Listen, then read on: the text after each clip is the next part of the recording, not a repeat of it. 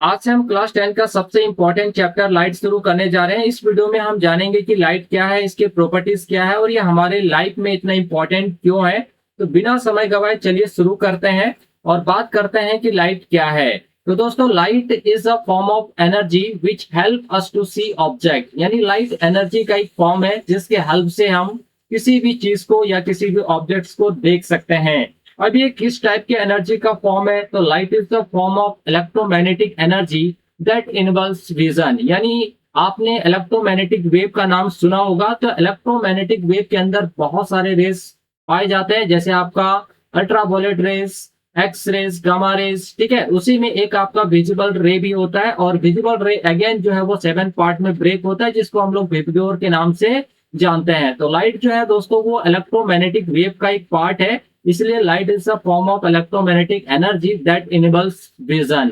अब देखिए, अगर ये इलेक्ट्रोमैग्नेटिक वेव का पार्ट है तो it does not require a material medium to travel, क्योंकि दोस्तों इलेक्ट्रोमैग्नेटिक वेव को चलने के लिए किसी पर्टिकुलर मीडियम की जरूरत नहीं होती है और लाइट हमारा एक इलेक्ट्रोमैग्नेटिक वेव है, इसलिए लाइट को भी चलने के लिए किसी पर्टिकुलर मीडियम की जरूरत नहीं होती है। यानी हमारा लाइट जो है वो वैक्यूम में भी ट्रेवल कर सकता है।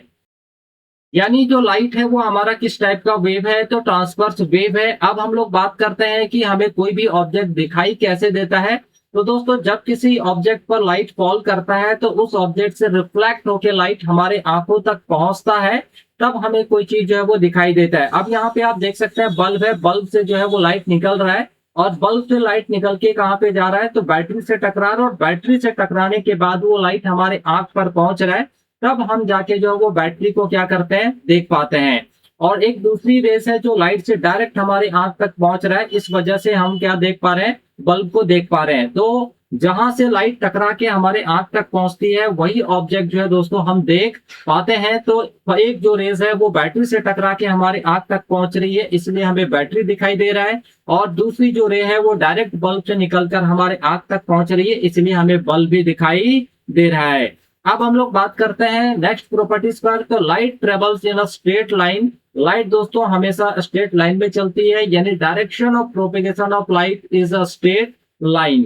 नेक्स्ट है कैन ट्रेवल थ्रू वैक्यूम। तो हमारा जो लाइट है वो वैक्यूम से भी ट्रेवल कर सकता है। क्यों कर सकता है? क्योंकि लाइट इज इलेक्ट्रोमैग्नेटिक वेव और जो इलेक्ट्रोमैग्नेटिक वेव्स होते हैं इनको चलने के लिए किसी पर्टिकुलर मीडियम की जरूरत नहीं होती है। नेक्स्ट स्पीड ऑफ लाइट की बात करते हैं कि एक्चुअली हमारा लाइट कितने स्पीड से चलता है। तो स्पीड ऑफ लाइट कितना होता है? तो 3 इंटू 10⁸ मीटर पर सेकेंड। तो क्या ये जो स्पीड ऑफ लाइट है ये हर मीडियम के लिए होता है? तो नहीं। ये जो आप स्पीड ऑफ लाइट देख रहे हैं 3 इंटू 10⁸ मीटर पर सेकेंड, ये आपका मैक्सिमम स्पीड है। और कौन से मीडियम के लिए? तो वैक्यूम के लिए। यानी वैक्यूम में स्पीड ऑफ लाइट जो होता है वो 3 इंटू 10⁸ मीटर पर सेकेंड होता है। बट जब लाइट हमारे किसी दूसरे मीडियम में इंटर करता है तो स्पीड ऑफ लाइट जो है वो चेंज होता चला जाता है। अब दोस्तों हम लोग नेक्स्ट बात करते हैं नेचर ऑफ लाइट पे, कि लाइट का किस तरीके का नेचर होता है। तो लाइट का दोस्तों यहाँ पर मेनली दो नेचर होता है, एक आपका वेव नेचर होता है और दूसरा आपका पार्टिकल नेचर होता है। यानी जो लाइट है वो एक वेव की तरह भी बिहेव करता है और एक पार्टिकल की तरह भी बिहेव करता है। जब आप क्लास 12th में पढ़ेंगे तो क्लास 12th में आप कुछ टॉपिक्स पढ़ेंगे, जैसे इंटरफेरेंस, डिफ्रैक्शन, पोलराइजेशन। तो जब हम इन टॉपिक्स को पढ़ते हैं तो वहां पे लाइट के वेव नेचर को पढ़ते हैं। क्लास 12th में आप जब इंटरफेरेंस स्टार्ट करेंगे यानी वेव ऑप्टिक्स स्टार्ट करेंगे तो वहां पे एक हाइगेंस प्रिंसिपल आता है। ठीक है, तो उन्होंने बोला कि जो लाइट है वो किस तरह का नेचर रखता है, तो वेव नेचर रखता है और वेव नेचर के माध्यम से आप इंटरफेरेंस, डिफ्रैक्शन, पोलराइजेशन जैसे टॉपिक्स को आप क्लास 12 में पढ़ेंगे। वही अगर हम पार्टिकल नेचर की बात करें तो इसके अंदर आप फोटोन कॉन्सेप्ट को पढ़ेंगे। यानी क्लास 12 में एक चैप्टर है आपका फोटो इलेक्ट्रिक इफेक्ट। तो फोटो इलेक्ट्रिक इफेक्ट में हम लाइट के किस नेचर को पढ़ते हैं? तो पार्टिकल नेचर को। यानी अब हम यहाँ पे बोल सकते हैं कि wave particle duality. It means light के पास डबल नेचर होता है, वेव और पार्टिकल नेचर। यानी ये वेव की तरह भी बिहेव करता है और एक पार्टिकल की तरह भी बिहेव करता है। तो light has a dual nature, wave and particle. Next बात करते हैं कि मान लीजिए दोस्तों यहाँ पर एक सरफेस है, ठीक है, और इस सरफेस पे क्या हो रहा है? एक लाइट जो है वो फॉल कर रही है, मतलब एक रेस फॉल कर रही है। अब ये जो रेस है जो इस सरफेस पे फॉल कर रही है, ये सरफेस उस रेस के साथ तीन तरीके का बिहेव शो कर सकता है।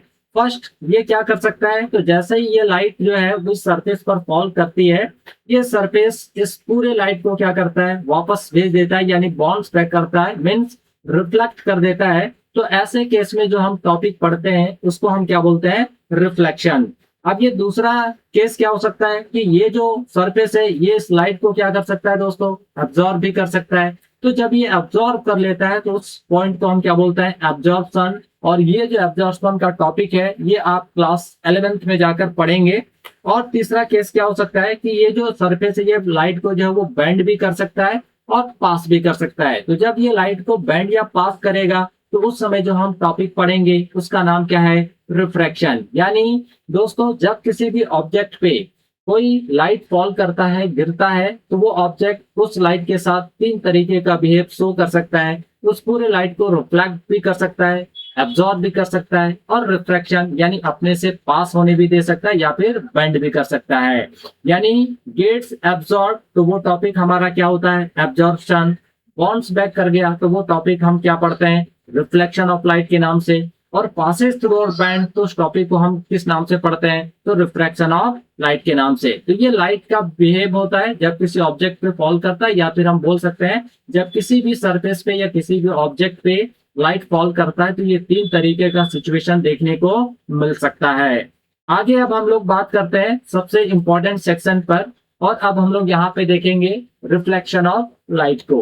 तो रिफ्लेक्शन ऑफ लाइट आप सभी के लिए नया नहीं है दोस्तों, बट फिर भी हम लोग इस टॉपिक को यहाँ पे कवर करेंगे। तो इसके लिए हम लोग करते क्या है, तो मान लीजिए सबसे पहले हम लोग यहाँ पर एक सरफेस लेते हैं और इस सरफेस को हम लोग पॉलिश करते हैं। ठीक है, जो बॉटम का पार्ट है उसको हमने क्या किया है, पॉलिश कर दिया है। अभी हम यहाँ पर किस चीज की पॉलिश कर सकते हैं, तो हम सिल्वर से पॉलिश कर सकते हैं, एल्युमिनियम से पॉलिश कर सकते हैं, या कोई भी कलर से भी हम पॉलिश कर सकते हैं। तो जो सरफेस हम पॉलिश करते हैं उसको पॉलिश सरफेस बोलते हैं, और उसके ऊपर का जो सरफेस होता है वो हमारा स्मूथ रहता है, और उस स्मूथ सरफेस को हम लोग यहाँ पर रिफ्लेक्टिंग सरफेस बोलते हैं। तो ये हमारा क्या हो गया, एक सरफेस हो गया, और इस सरफेस को ही हम लोग आगे चल के मिरर के नाम से भी जानते हैं। तो जब किसी सरफेस पे किसी सोर्स ऑफ लाइट से कोई लाइट निकलती है, यानी मान लीजिए सन हो गया या बल्ब ट्यूबलाइट हो गया, वहां से एक रेज जो आ रही है और इस सरफेस पे फॉल कर रही है। तो जो रेज इस सरफेस पे आकर स्ट्राइक करती है दोस्तों, उस रे को हम क्या बोलते हैं, इंसिडेंट रे। और इस सरफेस का वो पॉइंट जहां पर ये लाइट आके इंसिडेंट करती है, उस पॉइंट को हम लोग ओ से डिनोट करते हैं, और इसे हम लोग बोलते हैं पॉइंट ऑफ इंसिडेंस। ठीक है, अब देखिए ये जो सरफेस है, ये सरफेस क्या है, पॉलिश सरफेस है, यानी ये लाइट जो है वो पास नहीं कर सकता है। तो फाइनली ये सरफेस कैसा है, स्मूथ है, फ्लैट भी है। तो ये जो सरफेस है, ये सरफेस पूरा का पूरा लाइट को क्या करता है, बाउंस बैक करता है, यानी वापस भेजता है। तो जिस पॉइंट पर ये लाइट फॉल करती है उसको हम पॉइंट ऑफ इंसिडेंस बोलते हैं, और इस पॉइंट पर हम लोग एक परपेंडिकुलर यहाँ पर क्या करते हैं, ड्रॉ करते हैं। अब देखिए जैसे ये पॉइंट ओ पर स्ट्राइक किया, स्ट्राइक करने के बाद ये लाइट क्या होता है दोस्तों, बाउंस बैक कर जाता है। तो जिस मीडियम से ये लाइट आती है, टकराने के बाद सरफेस से उसी मीडियम में क्या हो जाती है, वापस हो जाती है। तो जो लाइट रेज वापस जा रही है उस लाइट रेज को हम क्या बोलते हैं, रिफ्लेक्टेड रे बोलते हैं। क्लियर है, तो जो फॉल करते हैं यानी फॉलिंग रेज को हम इंसिडेंट रे बोलते हैं, और गोइंग अवे जो रेज होता है उसको हम क्या बोलते हैं, रिफ्लेक्टेड रे बोलते हैं।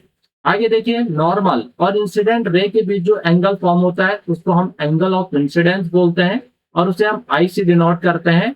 और नॉर्मल और रिफ्लेक्टेड रे के बीच जो एंगल फॉर्म होता है उसे हम एंगल ऑफ रिफ्लेक्शन बोलते हैं, और इसे हम आर से डिनोट करते हैं। तो एक्चुअली दोस्तों यहाँ पे हुआ क्या, तो एक मीडियम से लाइट आई और एक स्मूथ सरफेस पर टकराई, और टकराने के बाद वो लाइट जो उसी मीडियम में बाउंस बैक कर गई। तो इसी घटना को हम लोग क्या बोलते हैं, रिफ्लेक्शन ऑफ लाइट बोलते हैं। यानी the reflection of light is the phenomena of bouncing back of light rays into the same medium after striking a polished a smooth surface like a mirror। तो यहाँ पे हमने जो स्मूथ सरफेस लिया है दोस्तों, ये स्मूथ सरफेस हमारा क्या होता है, तो एक मिरर की तरह बिहेव करता है, ये पॉलिश्ड होता है और ये स्मूथ होता है। ठीक है, आगे आप देखिए हम लोग यहाँ पर बात करते हैं कि ये जो इंसिडेंट रे है और ये हमारा जो सरफेस है यानी मिरर, ठीक है, उसके बीच का जो एंगल बनता है दोस्तों, इस एंगल को हम लोग क्या बोलते हैं, ग्लैंसिंग एंगल। ठीक है, तो रिफ्लेक्टेड या फिर मिरर के बीच जो एंगल फॉर्म होगा, या फिर इंसिडेंट और मिरर के बीच जो एंगल फॉर्म होगा,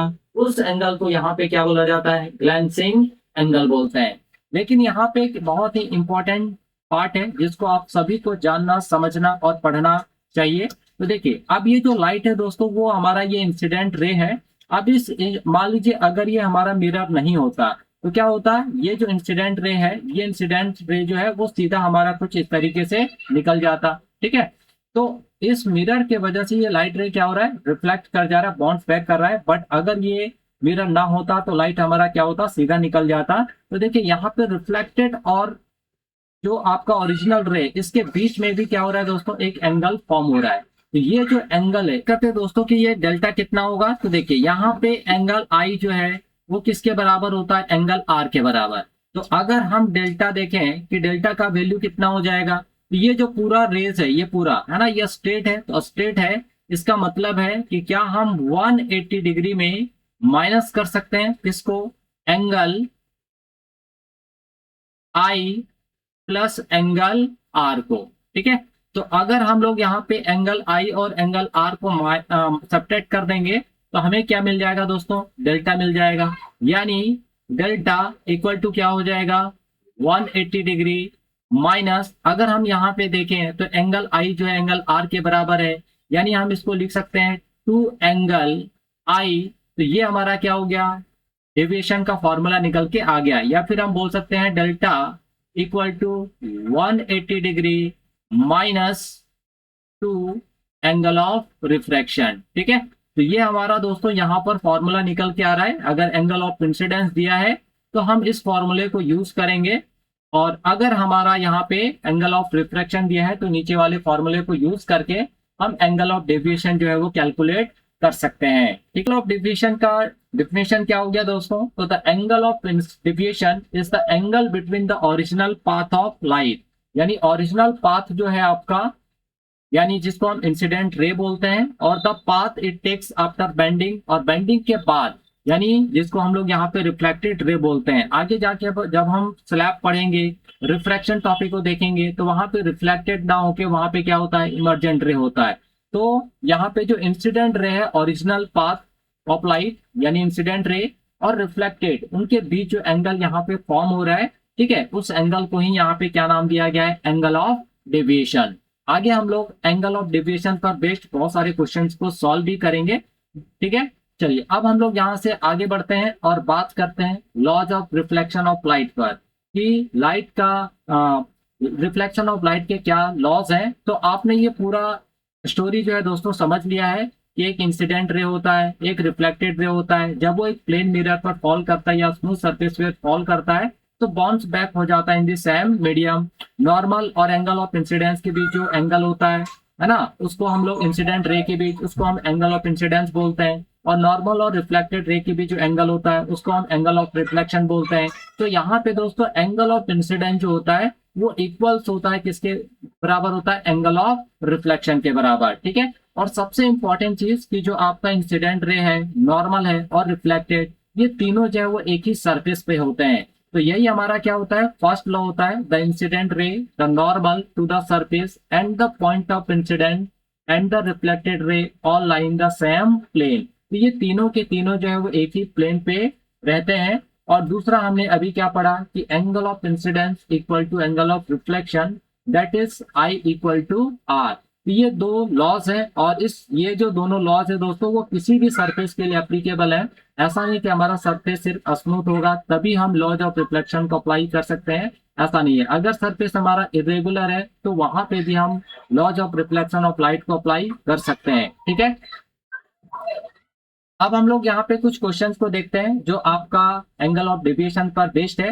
तो स्क्रीन पर आप सबों के सामने क्वेश्चन आ चुका है, तो आप लोग वीडियो को पॉज कीजिए और फटाफट जल्दी से इसका सॉल्यूशन जो है निकालिए, और जल्दी से कमेंट बॉक्स में लिखिए कि एक्चुअल में इसका आंसर कितना होगा।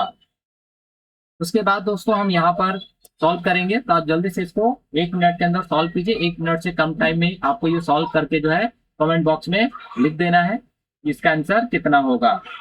ऑफ इंसिडेंस आपका दिया है, कितना दिया है, angle I equal to 30 degree. ठीक है, आपको यहाँ पे निकालना क्या है, तो व्हाट इज द डेविएशन। ठीक, तो एक प्लेन मिरर पर जो है लाइट हमारा स्ट्राइक किया और एंगल ऑफ इंसिडेंस कितना फॉर्म कर रहा है, तो 30 डिग्री फॉर्म कर रहा है। तो हमें यहाँ पे क्या बताना है कि एंगल ऑफ डिविएशन कितना होगा।